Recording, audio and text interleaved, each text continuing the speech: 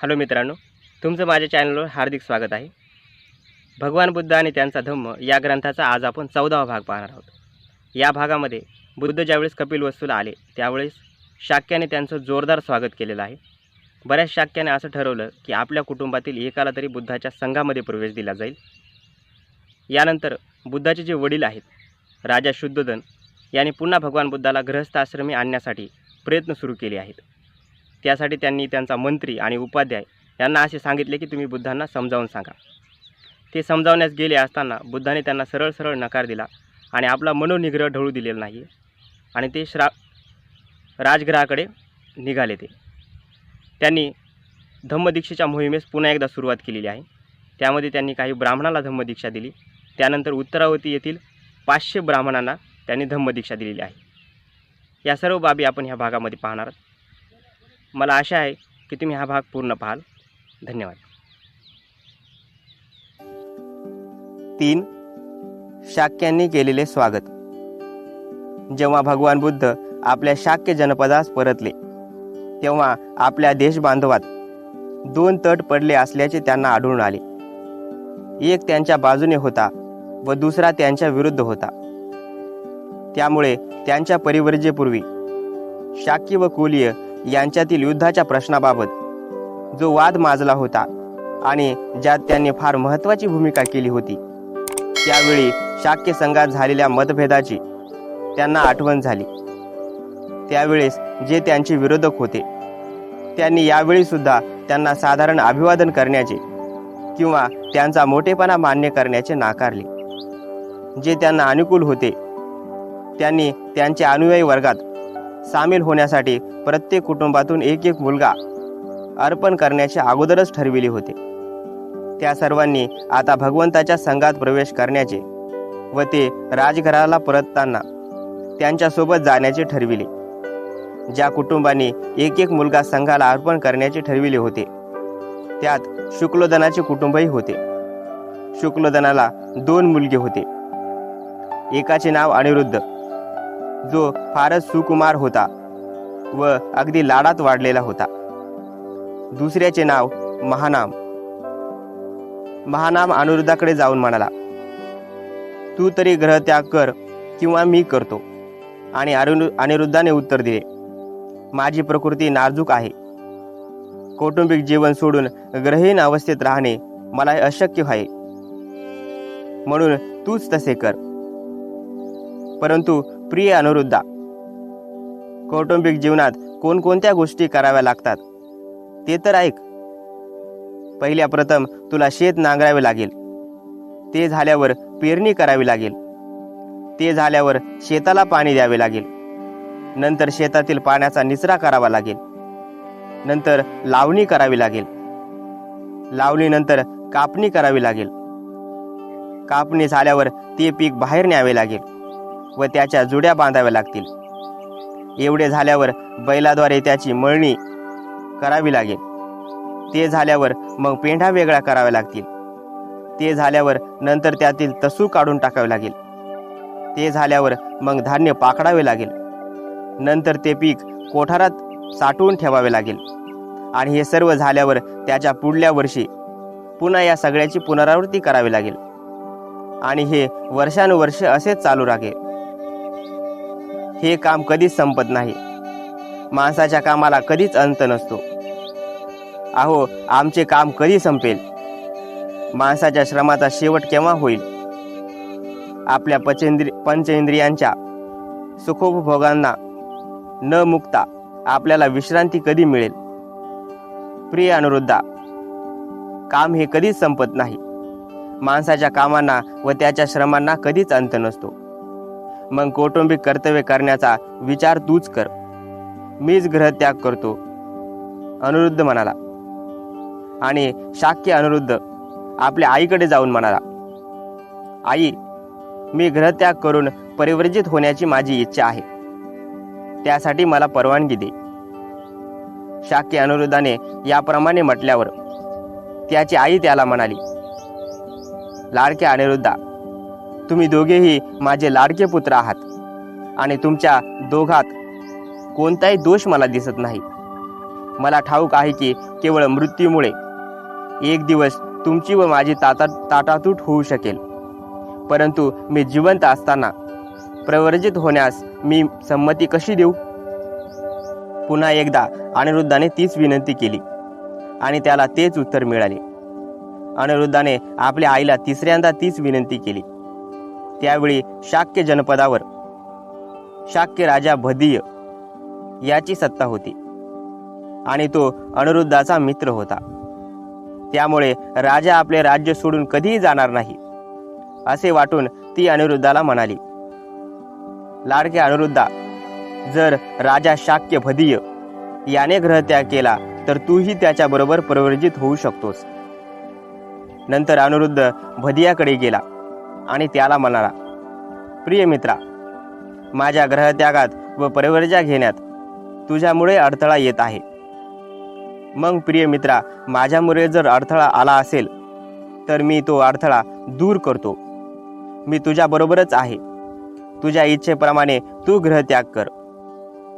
प्रिय मित्रा, आपण दोघेही ग्रहत्याग करूया. प्रिय मित्रा, ग्रहत्याग करण्यास मी असमर्थ आहे. तू दुसरे काही करावयास मला सांगितलेस तर मी करीन. तू एकटाच ग्रहत्याग कर. भदीय म्हणाला, प्रिय मित्रा, जर तू ग्रहत्याग केलास तरच मीही करावा असे आईने सांगितले आहे. आणि तूही आत्ताच म्हणालास की जर तुझ्या ग्रहत्यागात माझ्यामुळे अडथळा येत असेल तर तो अडथळा दूर करतो. मी देखील तुझ्या ग्रहत्यागात तुझ्या बरोबर आहे. म्हणून प्रिय मित्रा, आपण दोघेही ग्रहत्याग करूया. शाक्य राजा भदीय अनिरुद्धाला म्हणाला, प्रिय मित्रा, 7 वर्षे थांब. 7 वर्षानंतर आपण बरोबरच ग्रहत्याग करू. प्रिय मित्रा, 7 वर्षे हा फार दीर्घ काळ आहे. मी 7 वर्षे थांबू शकत नाही. भदियाने ती मुदत कमी करीत 6 वर्षावर आणली आणि क्रमाक्रमाने ती 1 वर्षावर आणली. मग 7 महिन्यावर आणि क्रमाक्रमाने ती 1 महिन्यावर आणि मग 1 पंधरवड्यावर आणली. प्रत्येक वेळी अनिरुद्ध म्हणाला, इतका दीर्घकाळ मी थांबू शकत नाही. मग राजा भदीय म्हणाला, मित्रा, माझ्या पुत्रावर व भावावर राज्य सोपवीपर्यंत 7 दिवस थांब. 7 दिवस म्हणजे काही फार नाहीत. तितका वेळ थांबण्यास मी तयार आहे. अनिरुद्धाकडून त्याला तसे उत्तर मिळाले. याप्रमाणे शाक्य राजा भदीय, अनिरुद्ध, आनंद, भृगु, किंबिल आणि देवदत्त हे जसे पुढे क्रीडा उद्यानावर चतुरंग सेनेसह मिळून जात असत, तसेच यावेळीही चतुरंग सेनेसह बाहेर पडले. ते 6 जण आणि त्यांच्याबरोबर उपाली नावाचा न्हावी हे सगळे जण मिळून 7 जण बाहेर पडले. काही अंतर चालून गेल्यावर त्यांनी आपल्या सैन्याला परत पाठविले आणि सीमोल्लंघन करून शेजारच्या जनपदात त्यांनी प्रवेश केला. त्यांनी आपल्या सुंदर सुंदर वस्तू काढल्या आणि त्या आपल्या सुंदर वस्त्रात गुंडाळून त्यांनी त्याचे गाठोडे बांधले आणि ते उपाली न्हाव्याला म्हणाले, उपाली, तू आता कपिलवस्तूला परत जा. तुझ्या उदरभरणासाठी या वस्तू तुला पुरतील. आम्ही आता भगवान बुद्धांकडे त्यांची शरण ग्रहण करण्यास जातो. आणि मग ते पुढे निघून गेले. ते पुढे चालू लागले आणि उपाली कपिलवस्तूला जाण्यासाठी परतला. 4. भगवान बुद्धांना गृहस्थाश्रमी बनविण्याचा शेवटचा प्रयत्न. आपला मुलगा आता जात आहे आणि आपल्याला तो पुन्हा कधीही भेटणार नाही या विचाराने शुद्धोधन खूप रडला. नंतर शुद्धोधनाने आपला मंत्री व आपल्या कुटुंबाचा पुरोहित यांच्याशी विचारविनिमय केला आणि कुटुंबात परत येऊन राहण्याविषयी आपल्या पुत्राचे मन ते वळवू शकतील याबद्दल त्यांना विचारले. राजाच्या इच्छेला मान देण्यासाठी तो पुरोहित राजाला बरोबर घेऊन निघाला आणि त्याने भगवान बुद्धास वाटेतच गाठले. त्याने त्यांना यथोचित अभिवादन केले आणि त्यांची संमती मिळाल्यावर ते त्यांच्याजवळ बसले. मग झाडाच्या सावलीत बसलेल्या भगवंतांना उद्देशून पुरोहित म्हणाला, हे राजकुमार, आपण वियोगरूपी बाण हृदयात रुतल्यामुळे ज्याच्या नेत्रातून अविरत अश्रूंचा पूर वाहत आहे, त्या महाराजांच्या भावनांचा आपण क्षणभर तरी विचार करा. त्याने आपल्याला घरी परतण्याची विनंती केली. त्यांचे म्हणणे आहे तरच त्यांना शांतपणे मृत्यू येईल. आपला निश्चय धर्मावर केंद्रित आहे हे मला माहीत आहे, आणि मला हेही माहीत आहे की आपला हा संकल्प वज्रासमान दृढ आहे. परंतु आपणही ग्रहीण अवस्था पत्करल्यामुळे मानसिक यातनांच्या ज्वाला त्यांच्या मनास आग्नेप्रमाणे भाजून काढीत आहेत. हे धर्मप्रिय, आपल्या धर्मासाठी या संकल्पांचा त्याग करा. काही काळ पृथ्वीच्या राज्याचा उपभोग घ्या. त्यानंतर शास्त्रासंमत विधीनुसार वानप्रस्थास जाऊन शकालच. आपल्या दुःखी नातलगांविषयी निर्दयी होऊ नका. सर्व प्राणीमात्राविषयी करुणा हाच धर्म आहे. धर्माची साधना केवळ अरण्यातच जाऊन होते असे नाही.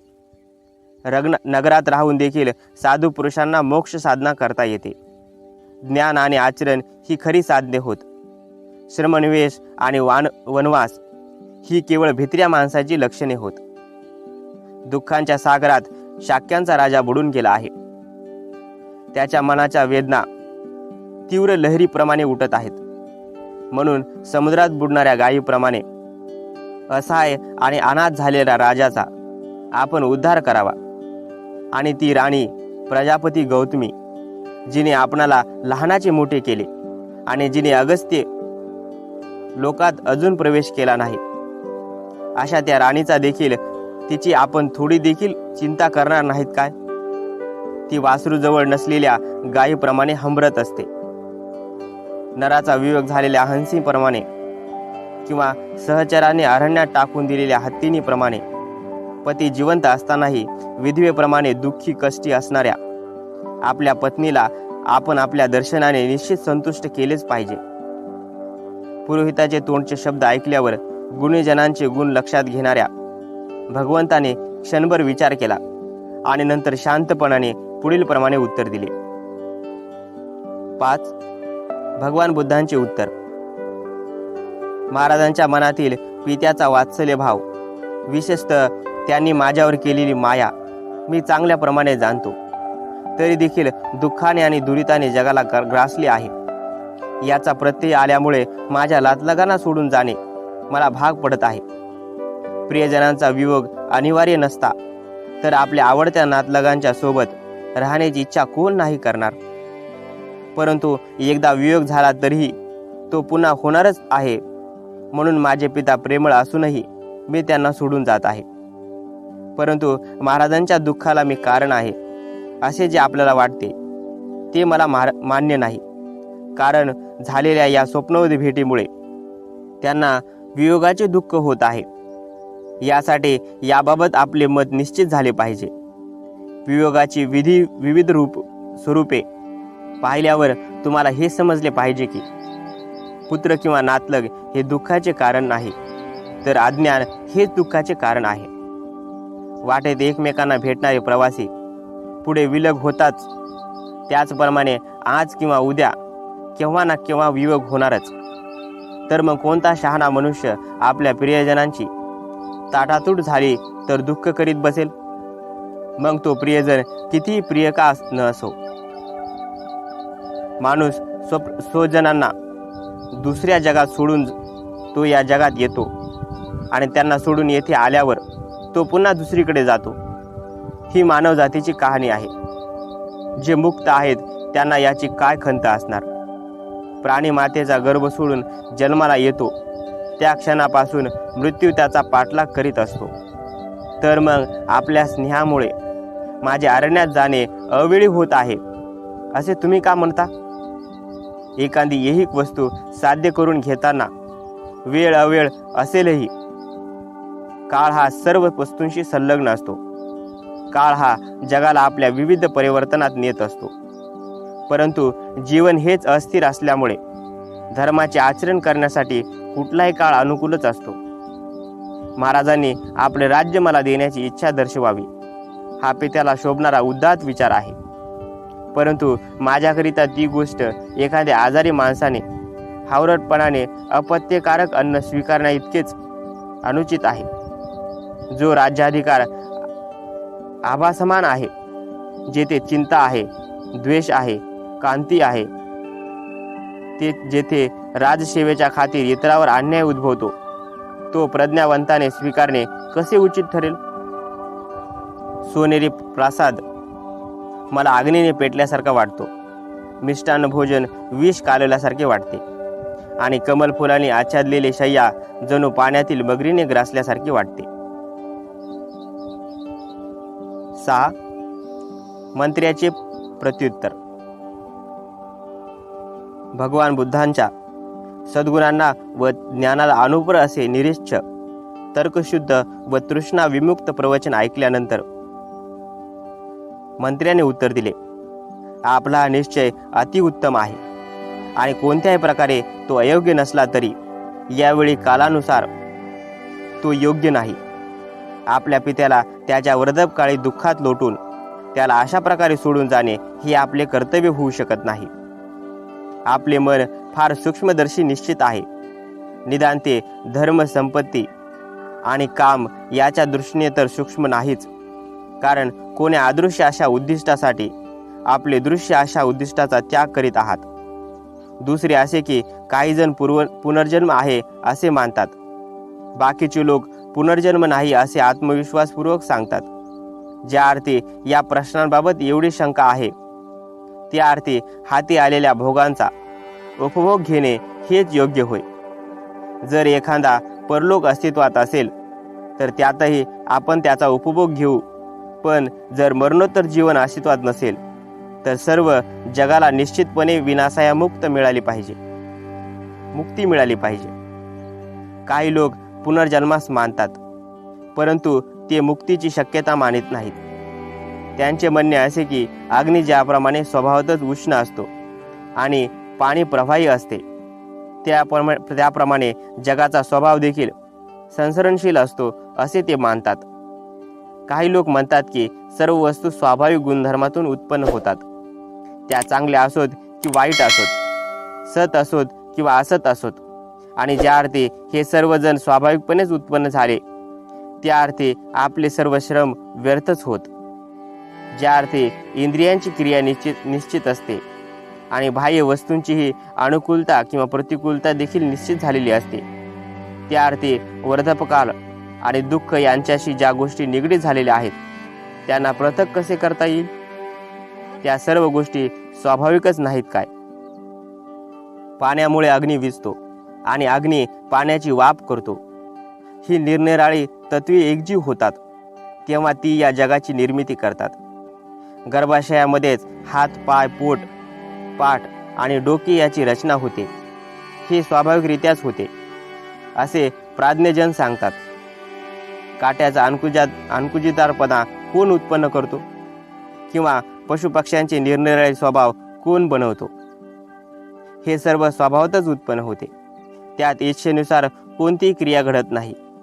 मग इच्छाशक्ती किंवा चेतना या नावाची वस्तू कशी असू शकेल? इतर काही जण म्हणतात की ईश्वर सृष्टी निर्माण करतो, तर मग आत्म्याने जाणीवपूर्वक प्रयत्नशील राहण्याची आवश्यकता काय आहे? जो जगाला गतिमान करतो तोच या गतीला विरोध करतो काय?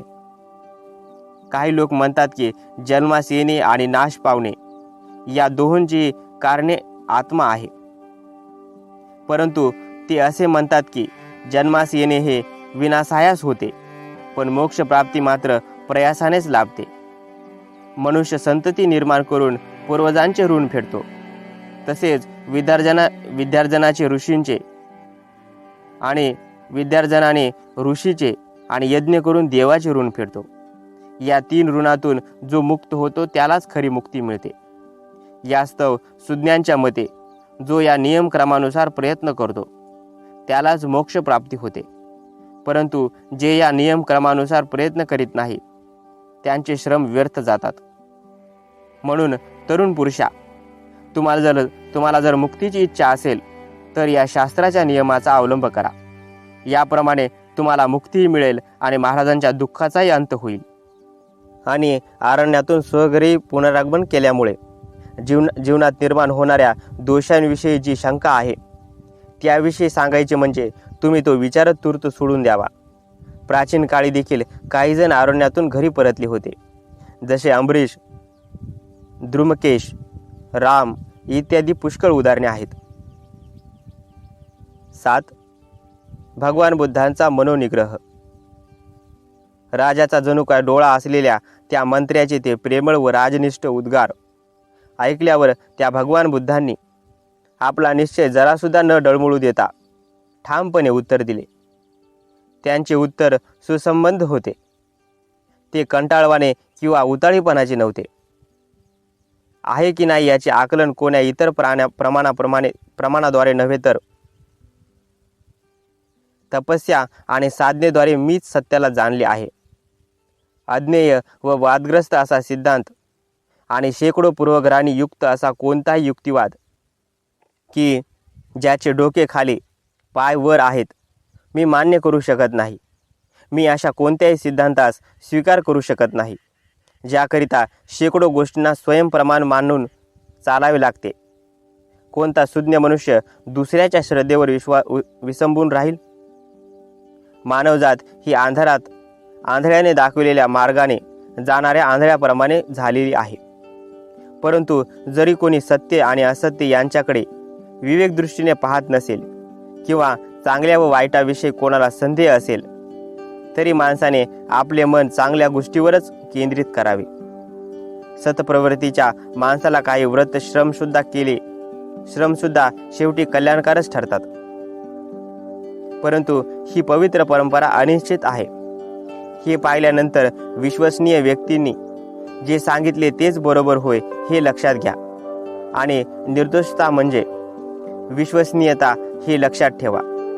जो सर्वस्वी निर्दोष आहे तो सत्याची उडवाउडवी करत नाही. आणि घरी परतण्याविषयी तुम्ही मला जे सांगितले त्याविषयी बोलायचे म्हणजे तुम्ही दिलेल्या उदाहरणे देखील प्रमाण होऊ शकत नाही. कारण कर्तव्य ठरविताना ज्याने प्रतिज्ञाभंग केला आहे अशांची ही उदाहरणे प्रमाण म्हणून कशी धरता येईल? यास्तव सूर्यही कदाचित पृथ्वीवर पडेल किंवा हिमालय पर्वतही जरी आपले स्थान सोडेल, तरी इंद्रिय सुखोपभोगासाठी संसारी मनुष्य बनून मी कधीही परत जाणार नाही. मी भडकलेल्या अग्नीत प्रवेश करीन, परंतु माझे मानवतेचे कल्याण करण्याचे उद्दिष्ट साध्य केल्याविना मी घरी परत जाणार नाही. एवढे बोलून तथागत उठले आणि आपल्या दृढ निश्चयानुसार सर्वत्र उपेक्षावान होऊन पुढे चालू लागले. त्यांचा अविचल निश्चय ऐकल्यानंतर दुःखाने भारावून विषण्ण नजरेने तो मंत्री आणि ब्राह्मण अश्रुयुक्त डोळ्याने हळूहळू कपिलवस्तूला परतले. राजपुत्राविषयीच्या प्रेमामुळे आणि राजावरील त्यांच्या भक्तीमुळे ते परत येत असताना पुन्हा थांबून मागे वळून पाहू लागले. आपल्याच तेजाने सूर्याप्रमाणे तळपणाऱ्या व कुणाच्याही हाती न गवसणाऱ्या त्या तथागताकडे ते पाहूही शकत नव्हते किंवा त्यांच्यावरून दृष्टीही काढू शकत नव्हते. घरी परतताना राजपुत्राचे मन वळविण्यात अयशस्वी झाल्यावर तो मंत्री आणि तो उपाध्याय अडखळत्या पावलांनी परत फिरले आणि एकमेकांना विचारू लागले. आपल्या प्रिय पुत्राला पाहण्यासाठी झुरत असलेल्या त्या राजाला आपण कसे तोंड दाखवावे? भाग 5. धम्मदीक्षेच्या मोहिमेस पुन्हा सुरुवात. 1. ग्रामीण ब्राह्मणाची धम्मदीक्षा. गृदकुट पर्वताच्या पाठीमागे राजगृहाजवळ एक खेडे होते. तेथे सुमारे 70 ब्राह्मण कुटुंबे होते. या लोकांना आपल्या धम्माची दीक्षा देण्याच्या उद्देशाने भगवान बुद्ध तेथे आले आणि एका झाडाखाली बसले. तथागतांचे तेजस्वी व्यक्तिमत्व व दिव्य क्रांती पाहून लोक त्यांच्या भोवती जमले. तेव्हा त्यांनी ब्राह्मणांना विचारले, तुम्ही या पर्वताजवळ किती वर्षापासून राहत आहात आणि तुम्ही कोणता व्यवसाय करता? यावर त्यांनी उत्तर दिले, आमच्या येथे 30 पिढ्या होऊन गेल्या आहेत आणि गुरेढोळे पाळणे हा आमचा व्यवसाय आहे. आणि जेव्हा त्यांच्या धार्मिक श्रद्धाविषयी विचारण्यात आले तेव्हा ते म्हणाले, निरनिराळ्या ऋतूनुसार आम्ही सूर्य, चंद्र, पर्जन्य आणि अग्नी याची पूजा करतो. जर एखाद्याला मृत्यू आला तर आम्ही एकत्र येतो आणि ब्रह्मलोकात त्याला जन्म मिळावा आणि जन्म मरणाच्या फेऱ्यातून तो मुक्त व्हावा म्हणून प्रार्थना करतो. भगवान बुद्धाने त्यांना सांगितले, हा सुरक्षित मार्ग नव्हे. यापासून तुमचा काहीच फायदा होणार नाही. माझ्या मार्गाचे अनुकरण करून, खरा श्रमण बनून आणि आत्मसंयमाचा अभ्यास करून तुम्हास निर्वाण प्राप्त होऊ शकते. आणि ते पुढे म्हणाले, जे असत्याला सत्य आणि सत्याला असत्य समजतात त्यांना कधीही सद्गती प्राप्त होत नाही. परंतु जे सत्याला सत्य आणि असत्याला असत्य असे समजतात अशा सम्यक दृष्टीने संपन्न लोकांनाच सद्गतीचा लाभ मिळतो. जगात सर्वांनाच मृत्यू येतो, त्यांच्यापासून कोणाची सुटका नाही. ज्याचा जन्म होतो त्याचा मृत्यू होणारच. ही गोष्ट सर्व प्राणीमात्राच्या बाबतीत लक्षात घेऊन जन्म मृत्यूच्या बंधनातून सुटण्याची इच्छा करणे म्हणजे खरी धर्मसाधना होय. जेव्हा हे बुद्ध वचन ऐकण्याचे भाग्य त्या ब्राह्मणांना लाभले तेव्हा त्या 70 ब्राह्मणांनी त्वरितच श्रमण होण्याची इच्छा प्रकट केली आणि भगवान बुद्धांनी त्यांना अनुमती दिल्यावर त्यांचे मुंडन करण्यात आले आणि ते खरे श्रमण दिसू लागले. नंतर ते सर्वजण विहाराकडे जाण्यासाठी निघाले. वाटेत त्यांना आपल्या बायका मुलांविषयीची आठवण झाली, परंतु त्याच वेळी जोराची प्रजनवष्टी झाल्यामुळे ते पुढे जाऊ शकले नाहीत. त्यांच्या वाटेच्या बाजूला सुमारे 10 घरे होती. त्यांनी त्यात आसरा घेण्याचा प्रयत्न केला, परंतु एका घरात प्रवेश केल्यावर छपरातून पाऊस गळत आहे आणि पावसापासून रक्षण करण्याचे शक्य नाही असे त्यांना दिसून आले. तेव्हा भगवान बुद्ध म्हणाले, ज्याप्रमाणे घराचे छप्पर उत्तम प्रकारे साकारलेले नसेल तर पावसाचे पाणी आत शिरते, त्याचप्रमाणे ज्यावेळी कामवासना आपल्या मनाच्या आत घुसतात तेव्हा त्या सर्व चांगल्या संकल्पांना पोखरून काढतात. परंतु ज्यावेळी छप्पर चांगल्या प्रकारे साकारलेले असते त्यावेळी त्यातून पाणी गळत नाही. त्याप्रमाणे आपल्या चित्तवृत्तीवर व्यवस्थित नियंत्रण ठेवले तर कामवासना मनात शिरू शकत नाहीत. हे ऐकून त्या 70 ब्राह्मणांना असे वाटले की त्यांच्या मनातील संकल्प विकल्प शुभ नाहीत, म्हणून ते संपूर्ण संशयमुक्त झालेले नाहीत. नंतर ते पुढे जाऊ लागले. पुढे जात असताना एक सुगंधित द्रव्य जमिनीवर पडलेले त्यांना दिसले आणि भगवान बुद्धाने त्याकडे त्यांचे लक्ष वेधले. जरा पुढे गेल्यावर त्यांनी कचरा देखील पडलेला दिसला. त्याकडे भगवंतांनी त्यांचे लक्ष वेधले आणि त्यांना उद्देशून म्हणाले, जो शूद्र आणि नीच स्वभावाच्या माणसाची संगत करतो तो त्याच्यासारखाच दुःखशील. जसे एखादा दुर्गंधयुक्त पदार्थ हातात धरणारा माणूस स्वतः दुर्गंधित होतो, तो अधिकाधिक वाईट बनत जातो आणि अकुशल केल्यावर आणखी अकुशल करण्यात तरबेज होतो. परंतु जो बुद्धिमान पुरुषाची संगत करतो तेव्हा तो देखील तसाच होत जातो. ज्याप्रमाणे सुगंधी द्रव्य हातात घेणाऱ्याचा देहही सुगंधित होतो, तो बुद्धिमान उत्तरोत्तर अधिक ज्ञानी, अधिक शीलवान व अधिक गुणवान होतो. त्याला गुणात पूर्णत्वाचा लाभ होऊन त्याला संतोष प्राप्त होतो. या गाथा ऐकून घरी परतण्याची व वैश्विक सुखात निमग्न होण्याची आपली इच्छा म्हणजे आपल्याला लागलेला कलंक होय अशी खात्री पटल्यानंतर त्या 70 ब्राह्मणांनी आपल्या घरी परतण्याचा विचार सोडून दिला आणि शेवटी ते विहारात आले व काही काळाने त्यांनी अरहंतपद प्राप्त करून घेतले. 2. उत्तरावर्तीच्या ब्राह्मणाची धम्मदीक्षा. ज्यावेळी भगवान बुद्ध श्रावस्ती येथे जेतवनात राहत होते आणि माणसाच्या व देवाच्या कल्याणार्थ आपल्या धम्माची शिकवण देत होते, त्यावेळी पूर्वेच्या बाजूला उत्तरावर्ती नावाच्या प्रदेशात 500 ब्राह्मण राहत होते. त्या सर्वांनी अंगाला चिखल वगैरे फासून ऋषी होण्याच्या आकांक्षेने गंगेच्या काठावर राहणाऱ्या एका निग्रंथ संन्याशाकडे जावे असे त्यांनी ठरविले होते.